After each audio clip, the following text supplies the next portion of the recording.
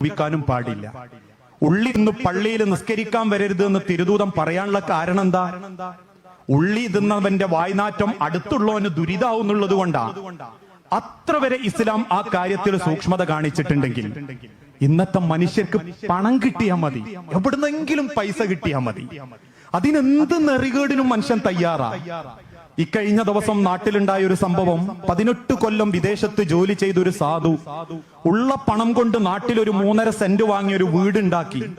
അതിന്റെ മെയിൻ വാർപ്പിന്റെ അന്ന് 75 ചാക്ക് സിമന്റ് കൊണ്ട് വാർപ്പ് കഴിഞ്ഞ് തീരാ നേരത്ത് ഒന്നാകെ ഇടിഞ്ഞു പൊളിഞ്ഞ് അങ്ങോട്ട് വീണു, വീടടക്കം.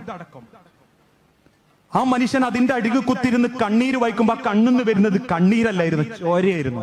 കൂടെ മക്കളും 3 ചെറിയ മക്കളും ഭാര്യയും കരയുന്നത് കണ്ടപ്പോ അവസാനം പരിശോധിക്കാനുള്ളവരൊക്കെ വന്നു പരിശോധിച്ചപ്പോ പറഞ്ഞ കാരണം എന്താണെന്നറിയാം നിങ്ങൾക്ക്? ഈ ചെങ്കല്ലുണ്ടല്ലോ, അട്ടിവെക്കുന്ന കല്ല്, കെട്ടാൻ ഉപയോഗിക്കുന്ന കല്ല്, അത് 13.5 ഇഞ്ച് വേണം. എന്നാ ഇന്നെല്ലാവരും അത് 13 12.5 ഇഞ്ചോ വെട്ടലുള്ളൂ. ഇത് 12.5 ഇഞ്ച് എന്ന് പറഞ്ഞിട്ട് ബ്രോക്കർ, ഇടയാളൻ, കമ്മീഷൻ പറ്റുന്നവൻ ഇറക്കി കൊടുത്ത സാധനത്തിന്റെ നീളം 11.25. അതിന് ഇതെല്ലാം കൂടി താങ്ങാനുള്ള കഴിവില്ല. ഇടക്ക് മിക്സ് ചെയ്ത് കയറ്റിയത് നല്ല മണലൂന്ന് പറഞ്ഞു കൊണ്ടുകൊടുത്തത് പാറപ്പൂയിൽ വെള്ളമൊഴിച്ച് നട്ടപ്പാതിർക്ക് കൊണ്ട് ചിറക്കി കൊടുത്തു. ഇടക്ക് വാങ്ങാനുള്ളവന് കിട്ടി, കമ്മീഷൻ ഉള്ളവന് കിട്ടി, പറ്റിച്ചവനൊക്കെ കിട്ടി. പക്ഷെ മനുഷ്യരെ, ആ മനുഷ്യന്റെ കണ്ണെന്ന് വരുന്ന 1 സെക്കൻഡ് നേരത്തെ കണ്ണീരുണ്ടല്ലോ, അതൊരായുസ് കൊണ്ട് നമ്മൾ ഉണ്ടാക്കിയ മുഴുവനും കത്തിച്ചു കളയും. നമ്മൾ കാരണം ഒരാളുടെ 1 സെക്കൻഡ് പോലും നശിക്കാൻ പാടില്ല. ആ മനസ്സാ ഒരു മുഅ്മിനിന്റെ ഏറ്റവും നല്ല സന്തോഷം.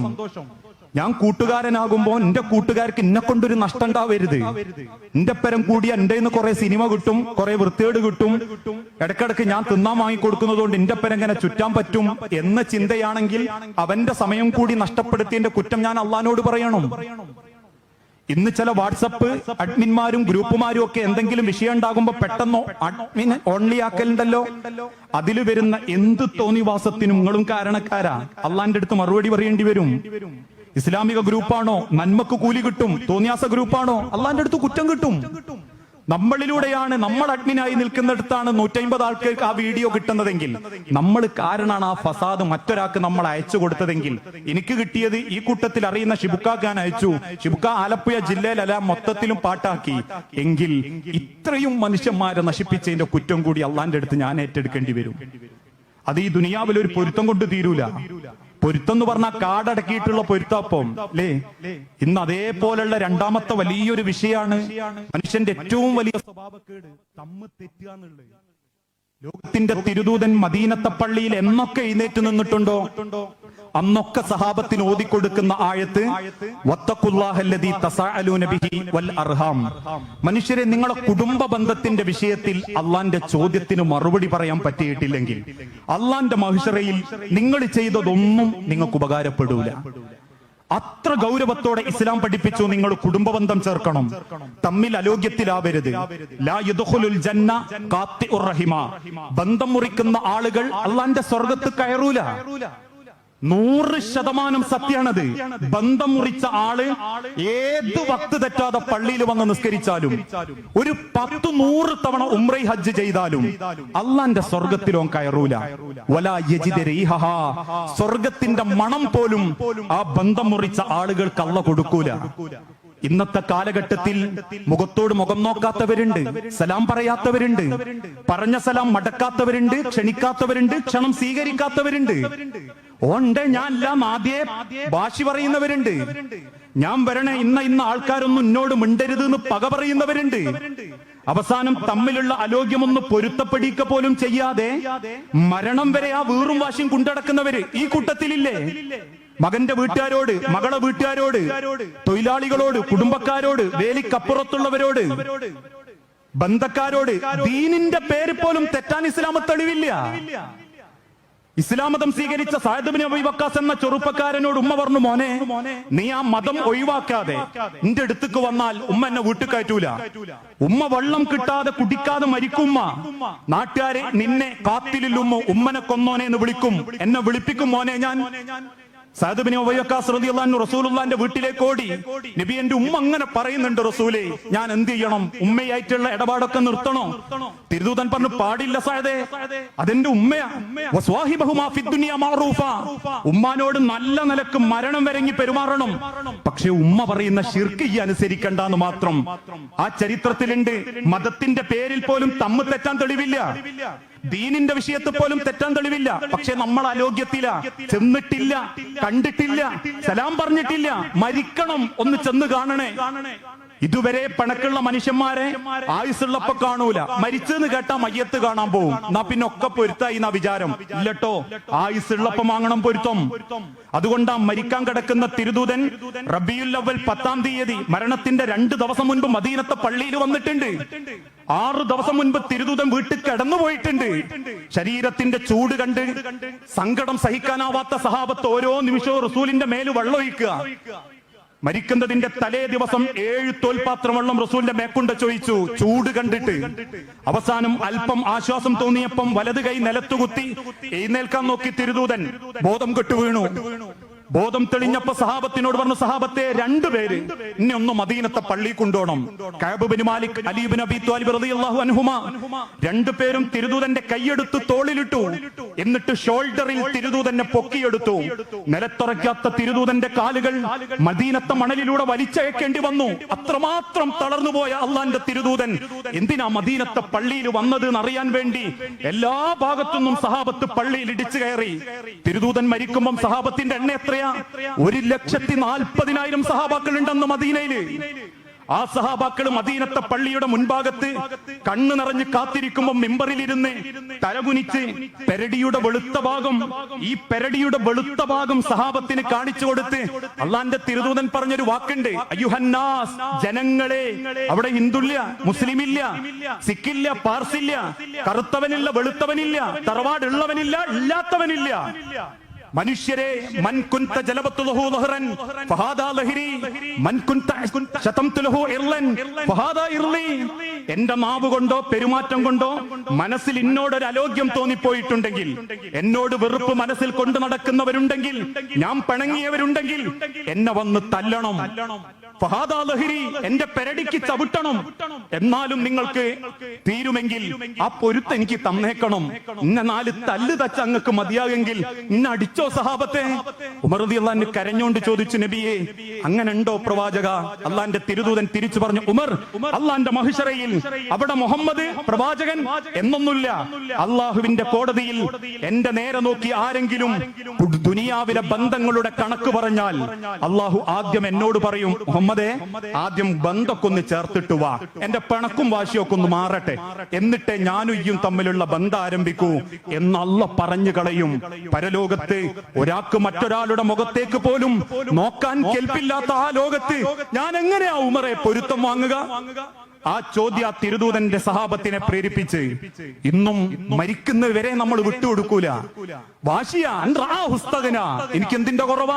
ഞാൻ ഓന്റെ ചെലവിലല്ല, ഞാൻ ഓളെ ചെലവിലല്ല. എന്റെ മക്കളെ ഞാൻ കെട്ടിച്ചില്ലേ, എന്റെ കുടുംബക്കാരെ ഞാൻ നോക്കണില്ലേ?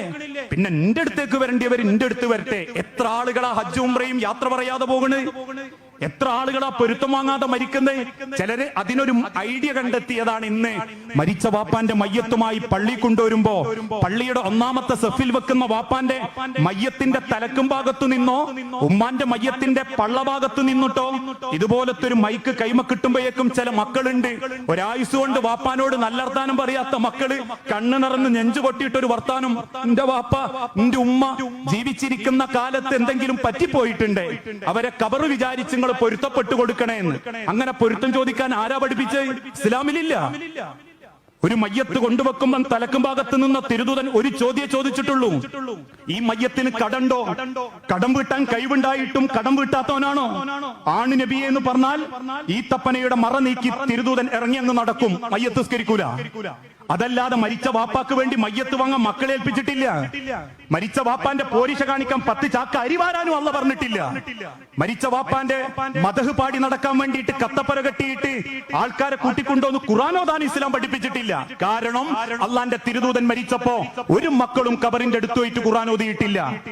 അബൂബക്കർ, ഉമർ ഇബ്നുൽ ഖത്താബ് റളിയല്ലാഹു അൻഹു ആരും ഒരു കത്തപ്പര കെട്ടിയിട്ട് ഓതാൻ ആളെ നിർത്തിയിട്ടില്ല. തിരുദൂതന്റെ മയ്യത്ത് കൊണ്ടുപോകുമ്പോ ഒരാള് തക്ബീർ വിളിച്ചെടുത്തിട്ട് ബാക്കിയുള്ളവർ ഏറ്റു ചൊല്ലിയിട്ടില്ല. അപ്പം മനുഷ്യരെ, ഈ ലോകം ചെറുതാ, ഏത് നിമിഷവും അവസാനിക്കാവുന്നതാ. അതുകൊണ്ട് അള്ള വെച്ച് നീട്ടുന്ന ഈ ജീവിതം തമ്മിലടിച്ചും മത്സരിച്ചും പക കാണിച്ചും ജീവിക്കാതെ ഇസ്ലാമിക ആശയത്തിന്റെ ഉള്ളിലേക്ക് വരാൻ പറ്റണം. മദീനത്തെ തെരുവിലൂടെ നടന്നു പോകുന്ന തിരുദൂതൻ ചത്തുകിടക്കുന്ന ഒരു ആട്ടിൻകുട്ടീനെ കണ്ടിട്ട് പറഞ്ഞു, ആർക്കും വേണമെങ്കിലും കൊണ്ടുപോവാം. സഹാബത്ത് പറഞ്ഞു, വേണ്ട നബിയെ, ചത്തതാ. നബി പറഞ്ഞു, കൊണ്ടുപോയിക്കോ. അവർ പറഞ്ഞു, നബിയെ പുയു അണയ്ക്കുന്നുണ്ട്. തിരുദൂതൻ സഹാബത്തിന്റെ മുഖത്ത് നോക്കി സങ്കടം കൊണ്ട് കരയാൻ തുടങ്ങി. അവര് ചോദിച്ചു, എന്തിനാ നബിയെ കരയുന്നത്? ഈ ചത്ത ആട്ടിൻകുട്ടീനെ കണ്ടിട്ടോ? തിരുദൂതൻ ആ ആട്ടിൻകുട്ടിയുടെ നേരെ വിരൽ ചൂണ്ടിയിട്ട് പറഞ്ഞു, ഈ ചത്ത ആട്ടിൻകുട്ടിയുടെ വില പോലും അള്ള ഈ ദുനിയാവിന് കൊടുത്തിട്ടില്ല. മനുഷ്യരെ, ദുനിയാവ് എന്ന് പറഞ്ഞ ആലപ്പുഴയല്ല, കേരളല്ല, ഇന്ത്യയല്ല, ഈ അണ്ടകടാഹത്തിന് പടച്ച റബ്ബ് ആ ചത്ത ആട്ടിൻകുട്ടീന്റെ വില പോലും കൊടുത്തിട്ടില്ല. പക്ഷെ നമുക്ക് പറയാൻ എന്തേ ഉള്ളൂ? ദുനിയാവിലെ കണക്കേ ഉള്ളൂ. ഒരു വാപ്പാനോട് മരിക്കാൻ നേരത്ത് ചോദിച്ചാലും വാപ്പ ആവേശത്തോടെ പറയാറില്ല. എമ്മാരൊക്കെ 2 പെൺകുട്ടികളെ 2 ആൺകുട്ടികളെ ഒന്നിനെ ആര്യാട്ടേക്കും കെട്ടിച്ച് ഒന്നിനെ കോതമംഗലത്തേക്കും കെട്ടിച്ച്. മൂത്ത 2 ആൺമക്കളാണുള്ളത്. മൂത്തോൻ അവിടെ വലിയ വീടുണ്ടാക്കി. ഇളയോൻ ഗവൺമെന്റ് ഉദ്യോഗസ്ഥനാ. മൂത്തോന്റെ മക്കൾ അവിടെയാ പഠിക്കുന്നത്. അവർക്ക് 10 A+ ഉണ്ട്. ഇളയോന്റെ മക്കൾ ഇവിടെ പഠിക്കുന്നുണ്ട്. 14 സൂറത്ത് കാണാണ്ട് പേരക്കുട്ടികൾ എനിക്ക് ചൊല്ലിത്തരും. ഞാനിപ്പോ പള്ളിയിൽ പോവുക, പേരക്കുട്ടികളെ നോക്കുക, അത്രയൊക്കെ തന്നെ ഉള്ളൂ. അൽമാലു വൽ ബനൂന സീനത്തുൽ ഹയാത്തി ദുനിയ. നബിയെ, ചിലർക്ക് പറയാം മക്കളെയും പൈസന്റെയും കണക്കേ ഉണ്ടാവും. പരലോകത്തേക്ക് എന്തുണ്ടെന്ന് ചോദിച്ച സ്വന്തം മക്കള് മയ്യത്ത് സ്കൈനിക്കാൻ അറിയുന്ന മക്കളാന്ന് പോലും ഉറപ്പുണ്ടാവൂല. മയ്യത്ത് കുളിപ്പിക്കാൻ അറിയുന്ന മക്കൾ എന്റെ മക്കള് എന്ന് പോലും ഓൽക്ക് ഉറപ്പുണ്ടാവൂല. നബിയെ, ഓല് പറയും, എന്റെ പെൺകുട്ടികളൊക്കെ നല്ല നിലയില, ആൺകുട്ടികളൊക്കെ നല്ല നിലയിലാണ്. ഏത് നിമിഷവും തിരിച്ചു പോകേണ്ട ഒരു ജീവിതവുമായി ഒരു ഞാണും മക്കളി കളിക്കുന്ന ഈ ദുനിയാവിൽ പിന്നെന്തിനാ മനുഷ്യരെ ഈ വാശിയും വീറും ദേഷ്യവും പകയും ഈ ദുനിയാവിനോടുള്ള അമിതമായ ആഗ്രഹങ്ങളും? ഈ ലോകത്ത് നിന്ന് നിങ്ങൾക്ക് എത്ര പറമ്പ് വാങ്ങിക്കൂട്ടാൻ പറ്റിയാലും ഈ സ്റ്റേജിന്റെ വലതുഭാഗത്തുള്ള 60 ഏക്കറയോ 60 സെന്റോ നിങ്ങൾ ആരുടേതാണെങ്കിലും നിങ്ങൾ മക്കളോടൊന്ന് പറഞ്ഞു നോക്കി, ഞാൻ മരിച്ചു കഴിഞ്ഞാൽ മോനെ എന്റെ മയ്യത്ത് 60 സെന്റിൽ വെക്കണമെന്ന്. വെക്കൂല വാപ്പാരെ. ആ 60 സെന്റ് നിങ്ങൾ കബറിലായി തിരിച്ചു പോന്ന ആഴ്ചന്റെ ഉള്ളിൽ കഷ്ണാക്കി എടുക്കും. 4 മക്കളാണെ 4 കഷ്ണാക്കും. ഓല് കുണ്ടക്കൂലങ്ങളാരെയും. ഏതെങ്കിലും ഒരു ഉമ്മാര് പറഞ്ഞു നോക്കട്ടെ, മോളെ ഉമ്മ മരിച്ചാൽ ഉമ്മാന്റെ മയ്യത്തിന്റെ കൂടെ ഉമ്മാന്റെ ചവിട്ടിലുള്ളതും ഉമ്മ കൈമ കെട്ടിയതും അങ്ങ് വെക്കണമെന്ന്. ഈ കഴിഞ്ഞ ദിവസം നാട്ടിലൊരു മരണം നടന്നപ്പോ ഉമ്മാന്റെ ചെവിട്ടിൽ ഇവിടെ 4 എണ്ണം വേറെ, അത് കിട്ടാഞ്ഞിട്ട് ഒരു തട്ടാനെ കൊണ്ടുവന്നിട്ട് വെട്ടിയെടുപ്പിച്ചതാ. എന്നിട്ടേ കബറിലേക്ക് വെച്ചിട്ടുള്ളൂ. കാത്തരി മണ്ണോ കാത്തരി പൊന്നോ ഒരുത്തനും കൊണ്ടുപോകില്ല. കാരണം ഇത് അള്ളാന്റെതാ. അള്ള വന്നപ്പോ അതുണ്ടായത്. ഇവിടെ ഈ സ്റ്റേജുകൾ ഇപ്പൊ ഉണ്ടാക്കി, ഈ ബിൽഡിംഗ് ആരോ ഉണ്ടാക്കി. ഇനി ചിലപ്പോ അടുത്തൊരു തലമുറക്ക് കിട്ടുമ്പോ ഇത് മേലോട്ടെടുക്കും. ഒരു തലമുറ കഴിയുമ്പോ അതിന്റെ മേലോട്ടെടുത്തു എന്ന് വരും. അള്ള വെച്ച ഭൂമിയെ എവിടെ ഉള്ളൂ? നമ്മളൊന്നും കൊണ്ടുവന്നിട്ടില്ല. അള്ള തന്നതേ ഈ ദുനിയാവിലുള്ളൂ. നമ്മളൊന്നും കൊണ്ടുവന്നിട്ടില്ല. കൊണ്ടുപോകുമ്പോഴും ഒന്നും കൊണ്ടുപോകില്ല. നമ്മൾ എന്തേലും ചെയ്ത നല്ലതല്ലാതെ. അതുകൊണ്ടാ മഹാനായ ഉമർ ഇബ്നുൽ ഖത്താബ് റളിയല്ലാഹു അൻഹു പറഞ്ഞതും വയല് പ്രസംഗം ഇതല്ല ഉപദേശം. കഫാ ബിൽ മൗതി വാഇല, മരണമാണ് ഉപദേശം. ഓരോ മരണങ്ങളും നമുക്കുള്ള ഉപദേശങ്ങളാണ്. അതുകൊണ്ട് ചിന്തിക്കണം സ്വന്തം കബറിനെ പറ്റി. അതുകൊണ്ട് ആ പഴമക്കാര് പാടിപ്പറഞ്ഞതും കബറെന്നു കേട്ടാൽ തൽക്ഷണം ഞെട്ടേണ്ടതാ, അത് കാണുമ്പോൾ വാ വിട്ടു നീ കരയേണ്ടതാ, മേടക്ക് പകരം മാളമാ സുബ്ഹാന, റബ്ബി അതിൽ കിടക്കേണ്ടതാണ് അസുമാന, ചിതലും പുഴുക്കൾ മാളവും പെരുത്തുണ്ടതിൽ, സന്തോഷമാണ് അവകൾക്കു നീ ചെല്ലുന്നതിൽ, പൊൻവർണ്ണ കോമള മൃദുലമായ ശരീരമിൽ സമരത്തിലാണ് പരസ്പരം തിന്നുന്നതിൽ, 2-3 ദിനം കൊണ്ട് അഴുകുന്നതാണ് ഈ നേത്രം 2, ഉടൻ തന്നെ മുഖമിൽ കാണുമേ ഗുഹ 2, അത് കണ്ട് മണ്ടുമേ ഭയം കൊണ്ട്. അത്രയുള്ളൂ മനുഷ്യരെ ജീവിതം, അത്രയുള്ളൂ ദുനിയാവ്. അത് വെറുതെ വാശിയും വീറും കാണിച്ച് ആർക്കോ വേണ്ടി ദുനിയാവിന് വേണ്ടി ജീവിക്കാതെ നമ്മളെ ഖബറിന് വേണ്ടിയിട്ടൊക്കെ ഒന്ന് ജീവിക്കി. ഇസ്ലാമിക പാഠങ്ങൾ ജീവിതത്തോട് ചേർത്ത് വെക്കാൻ പറ്റിയ സമാധാനത്തോടെ മരിക്കാൻ പറ്റും. അവസാനിപ്പിക്കുകയാണ്. എനിക്ക് ഇതിന് ശേഷം കൊല്ലത്ത് 2 മണിക്ക് എത്താനുണ്ട്. വൈകി തുടങ്ങിയതുകൊണ്ടാണ് പെട്ടെന്ന് അവസാനിപ്പിക്കുന്നത്. ഇൻഷാ അല്ലാ എപ്പോഴെങ്കിലും ഒരിക്കൽ കൂടി കാണാമെന്ന് പ്രതീക്ഷിക്കുന്നു. പല തവണ വരാൻ പറ്റിയിട്ടില്ല. അതൊരു പൊരുത്തക്കേടായിട്ട് മനസ്സിൽ വെക്കരുത്, വിട്ടുതരണം. എല്ലാ ദിവസവും യാത്രയുള്ള ആളുകളാകുമ്പോ ചില ദിവസം പ്രതീക്ഷിക്കാതെ ചില തിരക്ക് പെട്ടുപോകുന്നത് കൊണ്ടാണ്. നിങ്ങളുടെ പ്രാർത്ഥനയിൽ നിങ്ങൾ എന്നെയും ഉൾപ്പെടുത്തണം. എന്റെ പ്രാർത്ഥനയിൽ നിങ്ങൾ എല്ലാവരും ഉണ്ടാകും. കാണാൻ സാധിച്ചതിൽ അൽഹംദുലില്ലാ. വസല്ലല്ലാഹു അലാ നബിയുനാ. അസ്സലാമു അലൈക്കും വറഹ്മത്തുള്ളാഹി വബറകാതുഹു.